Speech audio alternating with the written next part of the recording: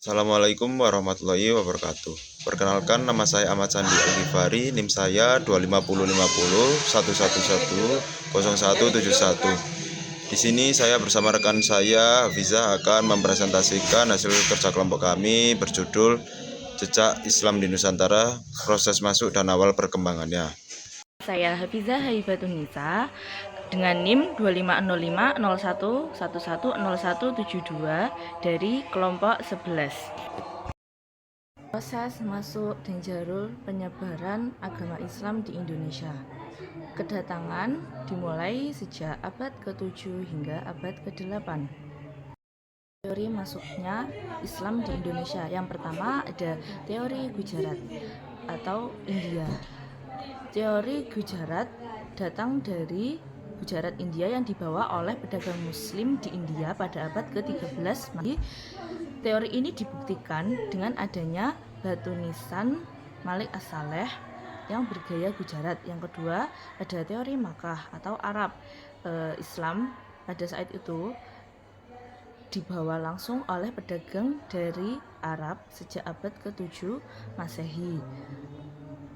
Teori ini dibuktikan dengan adanya hukum dagang Nusantara dengan Arab jauh sebelum abad ke-13. Yang ketiga ada teori Persia. Islam datang dari pedagang Persia. Yang keempat ada teori Cina. Islam dibawa oleh pedagang muslim dari Cina. Buktinya adanya perkampungan Cina muslim di Jawa dan Sumatera.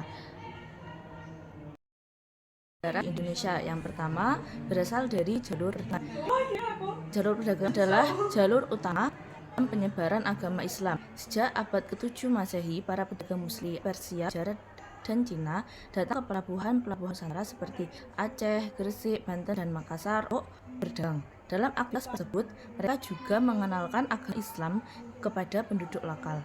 Melalui kejujuran dan etika bisnis Islam, banyak penduduk yang tertarik dan akhirnya memeluk agama Islam. Yang kedua, jalur perkawinan.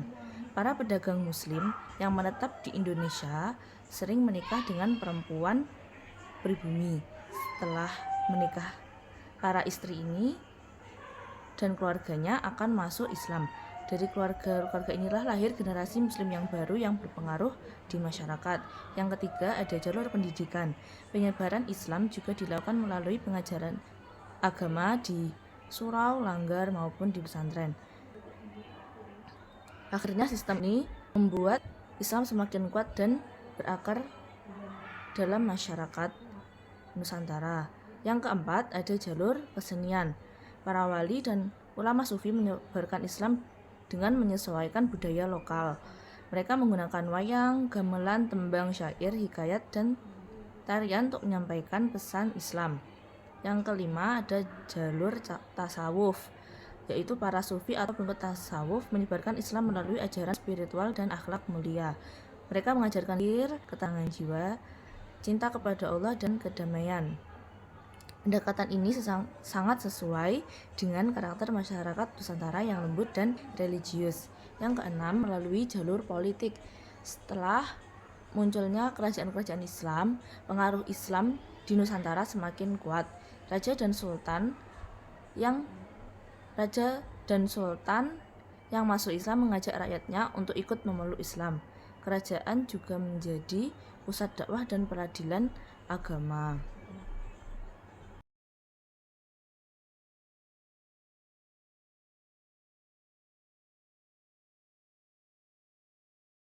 Islam menarik bagi masyarakat Nusantara karena ajaran Islam tidak mengenal perbedaan derajat manusia, walaupun dia pedagang, bangsawan, maupun rakyat biasa. Ajaran Islam tidak memandang derajat mereka.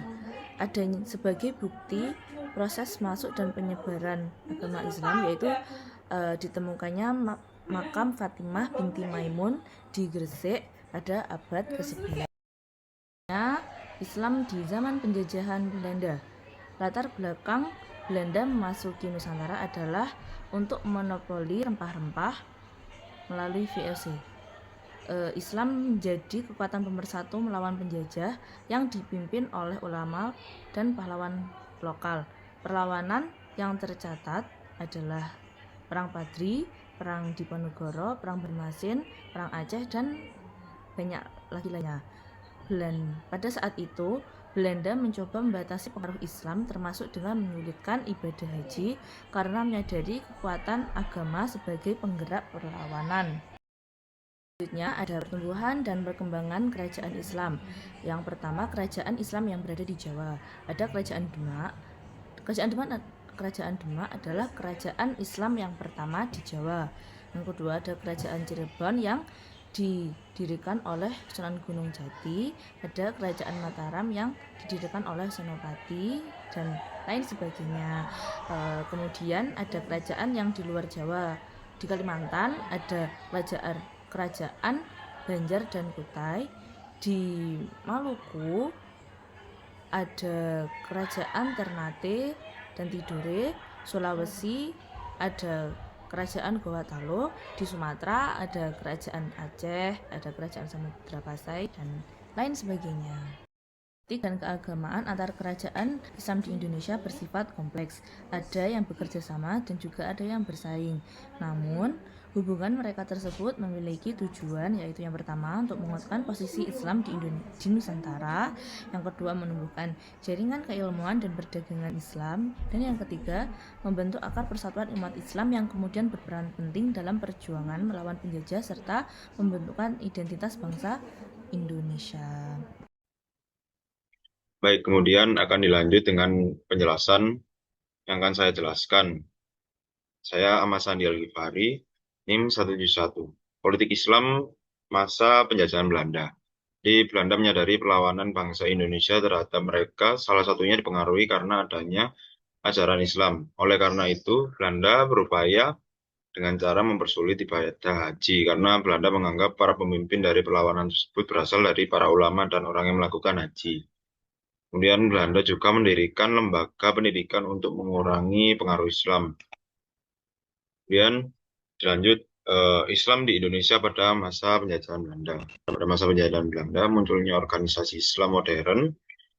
Pertama bernama Serikat Dagang Islam pada tahun 1911 dan kemudian berubah menjadi Serikat Dagang Islam. Munculnya perbedaan ideologi antara anggota SI dan yang membuat SI ini bubar dan kemudian terbentuk PKI pada tahun 1923. Kemudian pada tahun 1927 muncul PNI disertai partai-partai lainnya. Lalu muncul perselisihan antar anggota dan partai, kemudian Soekarno yang menjadi penengah konflik tersebut. Masa pendudukan Jepang. Organisasi Islam seperti NU, Muhammadiyah, dan Masyumi diizinkan untuk beroperasi karena Jepang merasa organisasi ini memiliki massa yang besar sehingga mudah untuk dimobilisasi. Kemudian Jepang menjanjikan kemerdekaan Indonesia dan membentuk BPUPKI, pengubahan silap pertama Pancasila. Kemudian slide yang terakhir ada Islam di Indonesia sebelum kemerdekaan. Jadi birokrasi keagamaan Islam tiba di Indonesia, birokrasi keagamaan Islam tiba di Indonesia melalui perdagangan. Kemudian terbentuklah pemukiman Islam yang berada di sepanjang pesisir. Lalu mulai muncul kerajaan Islam di setiap kota-kota kecil yang menjadi ibu kota, menjadi tempat bermunculnya ulama dan mubalik. Nah, ulama dan ilmu keagamaan. Pertumbuhan dan perkembangan agama Islam di Indonesia sangat bergantung pada peran ulama. Kemudian arsitektur bangunan. Karena Islam sudah bercampur dengan budaya setempat, bangunan Islam yang ada di Indonesia memiliki ciri khas. Khasnya masing-masing sesuai daerah tempat tersebut ya. Dan budaya-budaya yang ada pada daerah tersebut. Kemudian setelah kemerdekaan. Jadi setelah kemerdekaan ini, departemen agama dibentuk setelah terjadinya debat panjang antara kelompok Islam dan kelompok sekuler. Kemudian pendidikan pesantren sebagai lembaga pendidikan Islam. Kemudian hukum Islam. Pengadilan Islam di Indonesia hanya menaungi masalah yang bersifat pribadi, meliputi perkawinan, cerai, rujuk, hukum waris, wakaf, hibah, dan baitul mal, kemudian MUI. Program pemerintah yang berkaitan dengan agama Islam tidak hanya bisa digantungkan oleh para ulama. Oleh karena itu, usaha pemerintah untuk mengurus masalah yang berkaitan agama Islam yaitu dengan mendirikan MUI. Jadi, pada tahun 1979, MUI resmi menjadi lembaga yang berdiri sendiri. Sekian presentasi dari kelompok kami. Eh, Bila mana ada kekurangan atau kesalahan kata, mohon dimaafkan. Terima kasih. Assalamualaikum warahmatullahi wabarakatuh.